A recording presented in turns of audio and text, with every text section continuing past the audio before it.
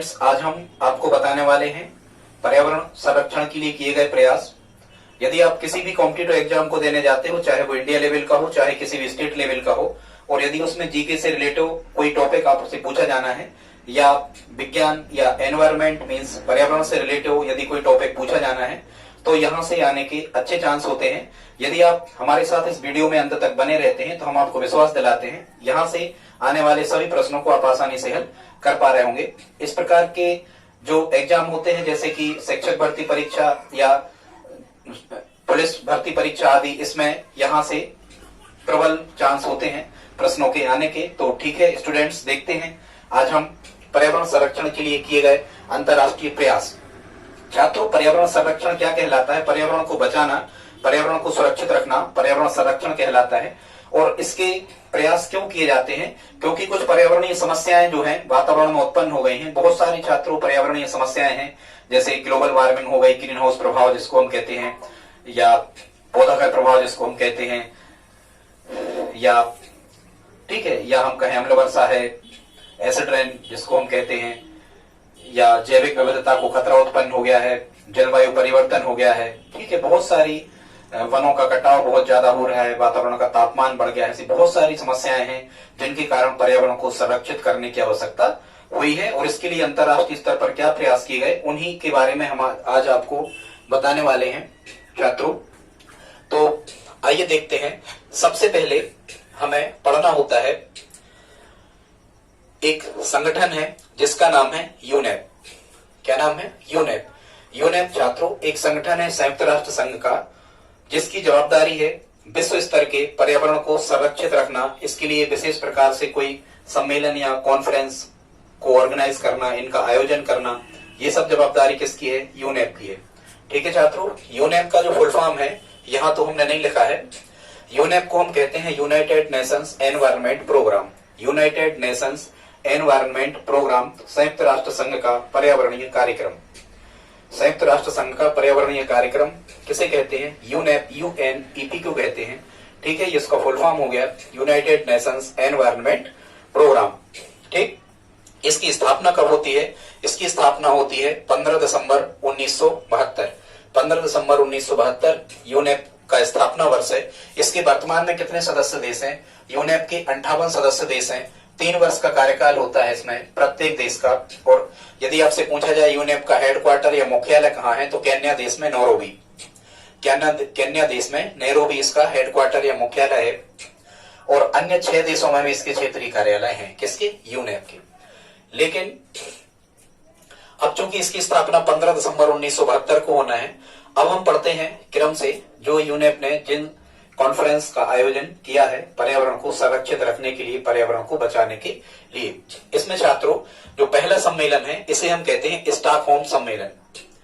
पहले सम्मेलन को क्या कहते हैं? स्टॉकहोम सम्मेलन। सबसे पहले हमें यह समझना होगा स्टॉकहोम कहाँ है छात्रों? स्टॉकहोम स्वीडन में है। स्वीडन देश का एक शहर है स्टॉकहोम। और ये सम्मेलन जो स्टॉकहोम सम्मेलन होना है, ये होना है 5 जून 1972 से 16 जून 1972 तक। कब से? 5 जून 1972 से 16 जून 1972 तक स्टॉकहोम सम्मेलन चलता है। ये स्टॉकहोम सम्मेलन पहला सम्मेलन है पर्यावरण संरक्षण की दिशा में, जो प्रारंभ होता है 5 जून 1972 से स्वीडन के स्टॉकहोम नामक शहर में। लेकिन इसका आयोजन छात्रों यूनेप नहीं करवाता। इसका आयोजन कौन करता है? संयुक्त राष्ट्र संघ की महासभा। क्योंकि यूनेप की स्थापना तो ये जून का माह है, यूनेप की स्थापना 72 में होना है दिसंबर में। ठीक है, इसलिए पहले सम्मेलन का आयोजन कौन करवाएगा? संयुक्त राष्ट्र संघ के जो 6 अंग होते हैं, इसकी महासभा इस कार्यक्रम को ऑर्गेनाइज करवाएगी, आयोजन करवाएगी। चूंकि स्टॉकहोम सम्मेलन पहला सम्मेलन होता है पर्यावरण संरक्षण की दिशा में, इसलिए प्रत्येक वर्ष विश्व पर्यावरण दिवस 5 जून को मनाया जाता है। क्योंकि स्टॉकहोम में 5 जून से, याद रखना, 5 जून से इस सम्मेलन की शुरुआत की गई थी, इसीलिए पर्यावरण दिवस, विश्व पर्यावरण दिवस 5 जून को मनाया जाता है। ठीक है, मुख्यतः स्टॉकहोम सम्मेलन को हम कहते क्या है? स्टॉकहोम सम्मेलन को कहते हैं पर्यावरण का मैग्ना कार्टा। ध्यान रखना, मैग्ना कार्टा मतलब एक नियम कानूनों का संग्रह जिसको हम कहते। यहाँ नियम लिखे गए थे, इसलिए हम इसको क्या कहते हैं? 26 नियमों का 26 सिद्धांत यहाँ पर प्रतिपादित किए गए थे, पर्यावरण संरक्षण के कुछ नियम शर्तें जिनको देशों को मानने के लिए बाध्य किया गया था। और इस सम्मेलन में कितने देशों ने भाग लिया था छात्रों? 119 देशों ने इस सम्मेलन में भाग लिया था, स्टॉकहोम सम्मेलन में। इसे पर्यावरण का मैग्ना कार्टा कहा जाता है। 119 देशों ने इसमें हिस्सा लिया और सभी ने एक पृथ्वी को स्वीकार किया। पहली बार सभी ने एक पृथ्वी को स्वीकार किया, तो मतलब पृथ्वी पर रहने वाले सभी देश एक हैं। सभी को जलवायु परिवर्तन जो हो रहा है, खासकर एक चीज ध्यान रखना, जलवायु परिवर्तन क्या कहलाता है? क्लाइमेट चेंज का मतलब होता है मुख्यतः जलवायु परिवर्तन के लिए मुख्य रूप से जो जवाबदेह है वो है ग्रीन हाउस गैसें। मतलब ग्रीन हाउस प्रभाव, मतलब पृथ्वी के वैश्विक तापमान में वृद्धि को ग्रीन हाउस प्रभाव कहते हैं। कभी बताएंगे और इसके बारे में एक वीडियो अपलोड कर चुके हैं कि ग्रीन हाउस प्रभाव क्या कहलाता है। कभी यदि आपको प्रश्न आता है कि जलवायु परिवर्तन में मुख्य भूमिका किसकी है छात्रों, तो ग्रीन हाउस प्रभाव की है मुख्य भूमिका। और ग्रीन हाउस प्रभाव में कार्बन डाइऑक्साइड गैस की, और कार्बन डाइऑक्साइड विश्व में सबसे ज्यादा अमेरिका में उत्सर्जित होती है। ठीक है, सबसे ज्यादा उत्सर्जन ग्रीन हाउस गैसों का अमेरिका करता है। तो जलवायु परिवर्तन से संबंधित बातों को यहाँ रखा गया था। एक चीज यहाँ मानवीय पर्यावरण के संरक्षण तथा सुधार का समाधान खोजना, ये इसका उद्देश्य था। मानवीय पर्यावरण मतलब मानव पर्यावरण को नुकसान पहुंचा रहा है, इसमें सुधार कैसे हम कर सकते हैं, ये मुख्य उद्देश्य था स्टॉकहोम सम्मेलन का। ठीक है छात्रों, प्रश्न यहां से ऐसे आते हैं, आप समझ जाओ। एक तो स्टॉकहोम सम्मेलन की तारीख इंपॉर्टेंट है, उसको आपको याद कर लेना, 5 जून 1972। ठीक है, फिर मुख्य रूप से ये पूछा जाता है कि ये जो सम्मेलन है ये ग्रीन हाउस प्रभाव के लिए है या जलवायु परिवर्तन के लिए है, ओजोन परत के लिए है, या समुद्र में कचरे का निस्तारण नहीं होगा, सामुद्रिक पर्यावरण के लिए, ये हमें जरूर याद रखना है। तो पहला जो सम्मेलन अपना स्टॉकहोम सम्मेलन होता है ये मुख्य रूप से जलवायु परिवर्तन के संदर्भ में है। मतलब जलवायु को कैसे बचा करके रखा जाए, सुरक्षित रखा जाए, इसमें परिवर्तन ना हो। ठीक है, इस प्रकार के सम्मेलन को स्टॉकहोम सम्मेलन कहते हैं। इसके बाद में छात्रों दूसरा जो सम्मेलन आ जाता है इसे हम कहते हैं हेलसिंकी सम्मेलन। क्या कहते हैं? हेलसिंकी सम्मेलन। और ऐसे भी आप याद रख सकते हो, एक तो यहाँ क्या लिखा है? होम। होम माने क्या होता है? ध्यान रखो, होम माने क्या होता है? मकान। होम माने मकान, और मकान जब भी आप बनवाते हो तो सबसे पहले आपको जल की व्यवस्था करना पड़ती है। यहां से ध्यान रखना कि स्टॉकहोम सम्मेलन किससे संबंधित है? जल शब्द लिखा होगा होम में, जल जोड़ देना तो जलवायु परिवर्तन। दूसरा छात्रों हेलसिंकी सम्मेलन है, ये 1974 में हुआ था। हेलसिंकी एक शहर है फिनलैंड देश का, एक शहर है हेलसिंकी। यहाँ ये सम्मेलन हुआ था 1974, उसके 2 साल बाद में। और ये मुख्यतः किसके लिए किया गया था? ये किया गया था सामुद्रिक पर्यावरण की सुरक्षा के लिए। किसके लिए? सामुद्रिक पर्यावरण की सुरक्षा के लिए। मतलब समुद्री जो पर्यावरण है, समुद्र का जो पारिस्थितिक तंत्र है, ये बिगड़ नहीं पाए, इसके लिए 1974 में हेलसिंकी सम्मेलन किया गया। अब इसको आप कैसे याद रखोगे? इसको आप ऐसे याद रखना कि देखो व्हेल मछली कहाँ रहती? व्हेल लिखा है, व्हेला मतलब व्हेल मछली, तो यहाँ व्हेल से जोड़ सकते हो आप। व्हेल मछली कहाँ रहती? समुद्र में। तो यहाँ से आपको याद हो जाएगा कि हेलसिंकी सम्मेलन किसके लिए किया गया था छात्रों? सामुद्रिक पर्यावरण की सुरक्षा के लिए। यही प्रश्न बनते हैं कि कौन सा सम्मेलन किसकी सुरक्षा है, किसकी रक्षा के लिए, किसके संरक्षण के लिए किया गया?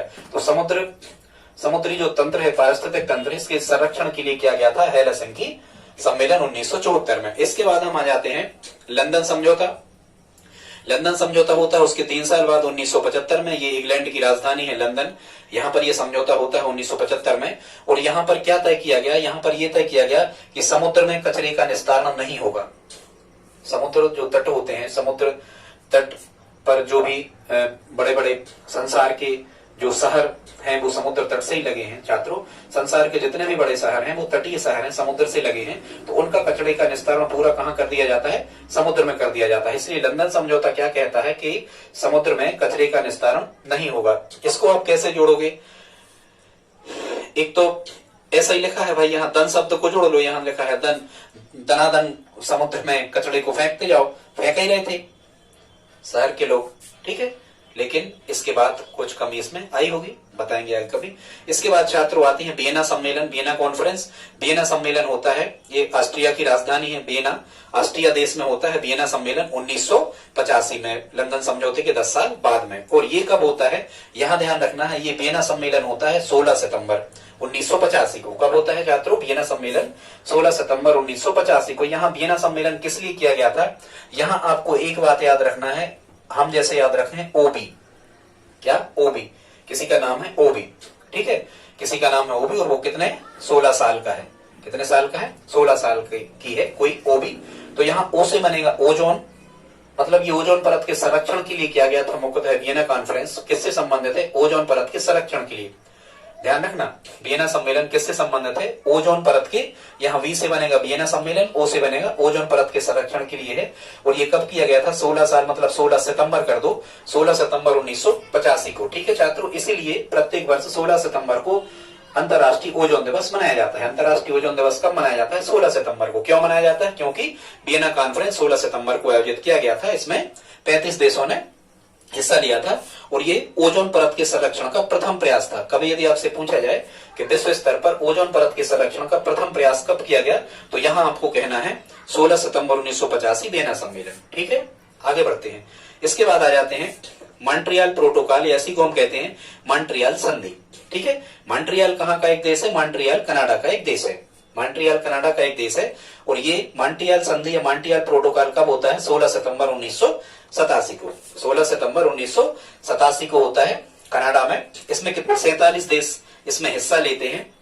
और मॉन्ट्रियल प्रोटोकॉल भी जो है ये भी ओजोन क्षारीकरण की समस्या के लिए, अपन कहते यहाँ ओ भी याद कर लो, यहाँ कर लो ओमा, इस टाइप से ओमा याद करोगे तो यहां से ओ से बनेगा ओजोन परत के संरक्षण का ये प्रयास है, ओमा से बनेगा मॉन्ट्रियल समझौता। 47 देशों ने इसमें हिस्सा लिया, 33 देशों ने इस संधि को स्वीकार किया, इस पर हस्ताक्षर किए। और इसमें क्या तय किया गया कि 1998 तक जो सीएफसी का उत्सर्जन हो रहा है, जो क्लोरोफ्लोरोकार्बन का उत्सर्जन हो रहा है, इसे कितना कर दिया जाएगा? आधा कर दिया जाएगा तथा सन 2000 तक पूर्णतः प्रतिबंधित हो जाएगा। मतलब सभी देश सन 2000 तक ऐसे सभी चीजों के उपयोगों पर प्रतिबंध लगा देंगे जिनसे सीएफसी का उत्सर्जन होता है, जिनसे सीएफसी निकलती है। ठीक है, इसके बाद में हमने और ट्रिक लिख रखी है, तो आपको याद रखना है वियना काय का हो गया, वियना भी ओजोन का हो गया, मॉन्ट्रियल भी ओजोन का हो गया, केवल सनों में अंतर है। वियना प्रथम सम्मेलन था ओजोन परत के संरक्षण के प्रयास के लिए। फिर यहां हमें ये देखना है कि हमने कुछ संशोधन यहां पर और लिखे हैं। लंदन संशोधन, कोपेनहेगन, नैरोबी संशोधन, बैंकॉक संशोधन, बीजिंग संशोधन और किगाली संशोधन। छात्रों, ये सभी के सभी संशोधन यदि आपसे पूछे जाते हैं कि ये संशोधन या ये संधि या इस प्रकार का कुछ भी कहते हैं, नैरोबी समझौता, ये किसके लिए था, किससे संबंधित था, तो ये सभी के सभी ओजोन परत के संरक्षण के लिए थे। मतलब इन सब में यह तय किया गया होगा कि सीएफसी का उत्सर्जन पूरे संसार में हमें रोकना है। ठीक है, इसकी हमने एक ट्रिक बना रखी है, उस ट्रिक को देख लेते हैं। ट्रिक हमने यहां पर लिखी है, ओ बेबी को कोल नैरोबी में। ठीक है, कोई बेबी है, ओ बेबी, उसकी कोयला की खदान कहां है? नैरोबी में। कोल मतलब, तो यहां से ओ बेबी को कोल नैरोबी में। छात्रों, ओ से हो जाएगा ओजोन, यहां बे से हो जाएगा बैंकॉक, ठीक है, और बी से हो जाएगा नैरोबी यहां से। ठीक, यहां लिखा है फिर कोल, कोल से हो जाएगा कोपेनहेगन, ला से हो जाएगा लंदन, और नैरोबी यहां साफ साफ लिखा। तो ये Bangkok, Beijing, Kigali, London, Copenhagen और नैरोबी, ये सभी के सभी समझौते होते हैं किसके लिए? ओजोन परत के संरक्षण के लिए। ठीक है, इसके बाद हम आ जाते हैं, इसके बाद 3 जून, इसके बाद है ये रियो सम्मेलन। इसी रियो सम्मेलन को हम पृथ्वी सम्मेलन के नाम से भी जानते हैं। रियो सम्मेलन को और क्या कहते हैं? पृथ्वी सम्मेलन कहते हैं। और ये विश्व स्तर का पहला भूशिखर सम्मेलन था। अब ये विश्व स्तर का पहला भूशिखर सम्मेलन क्यों था?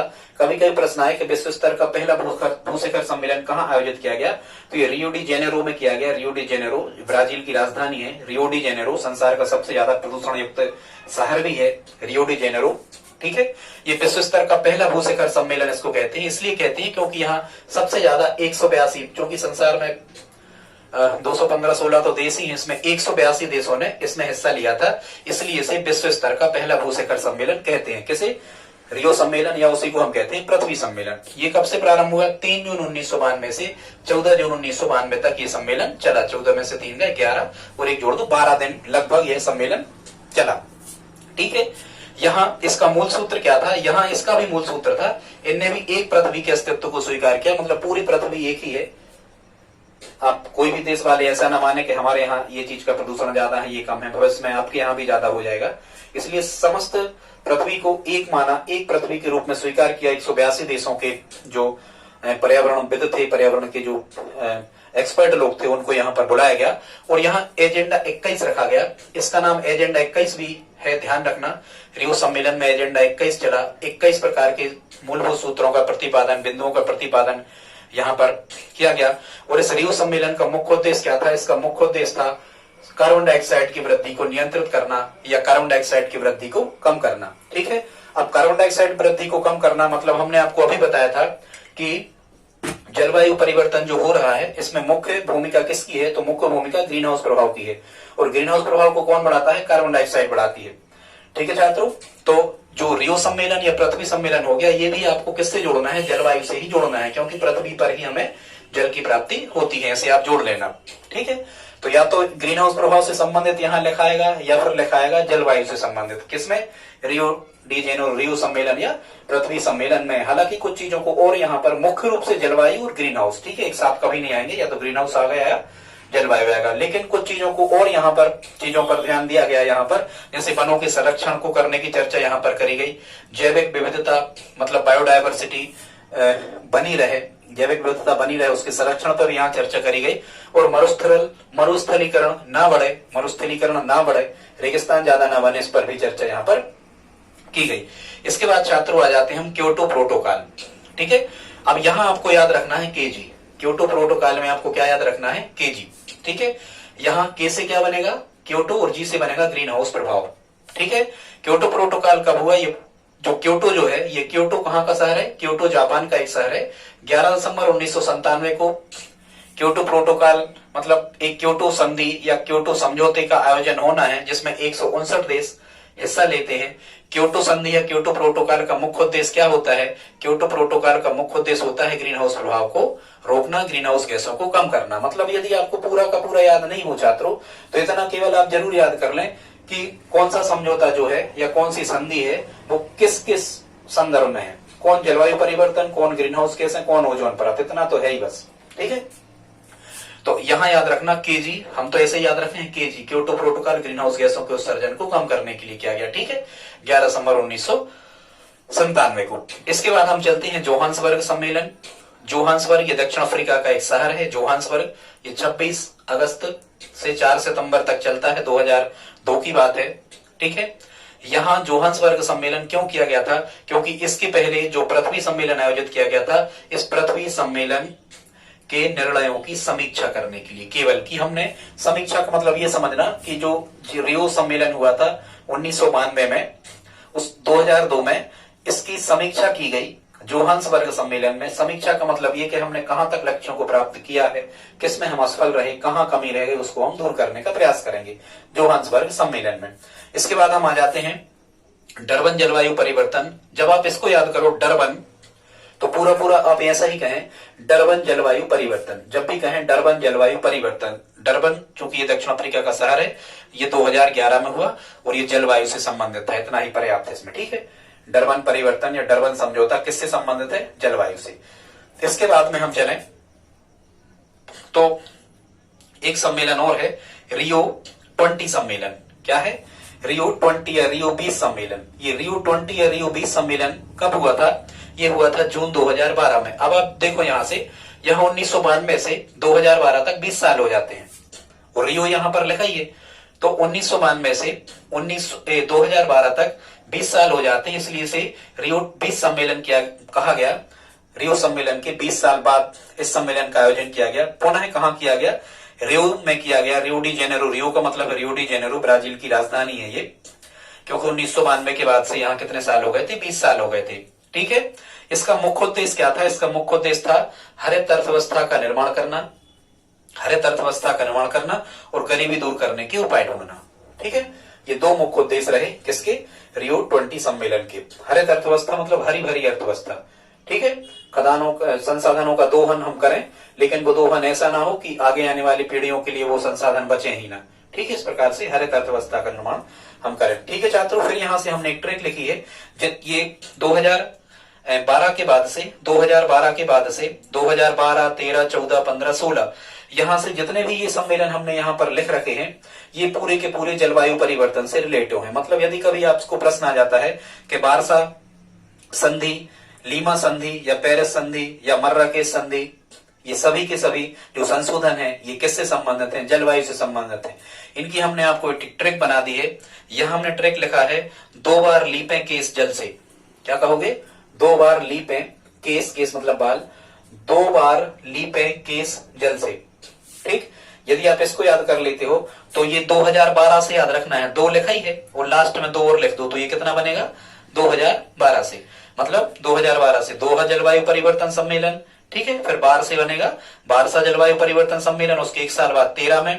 फिर यहां लिखा है ली, सो लीमा जलवायु परिवर्तन सम्मेलन 2014 में। फिर यहां लिखा है पे से बनेगा पेरिस जलवायु परिवर्तन 2015 में। और फिर वहां लिखा है केस, तो बनेगा मर्राकेश जलवायु परिवर्तन 2016 में। और फिर यहाँ क्या लिखा है जल से, तो इसका अर्थ आपको लगा लेना है कि यदि दोहा सम्मेलन, बारसा सम्मेलन, लीमा सम्मेलन, पेरिस सम्मेलन या मर्राकेश सम्मेलन पूछे जाए तो ये किससे संबंधित होंगे, जलवायु परिवर्तन से। ठीक है छात्रों, यदि आपको इतना याद नहीं होता है, सन याद नहीं होते हैं, तो रियो सम्मेलन आप बहुत अच्छे से पढ़ें और ये जो पहला स्टॉकहोम सम्मेलन है इसको बहुत अच्छे से पढ़ें। और यदि इनमें से भी यदि आपको कुछ याद नहीं होता तो केवल इतना आप जरूर पढ़ें कि कौन सा सम्मेलन किस को संरक्षित करने के लिए किया गया।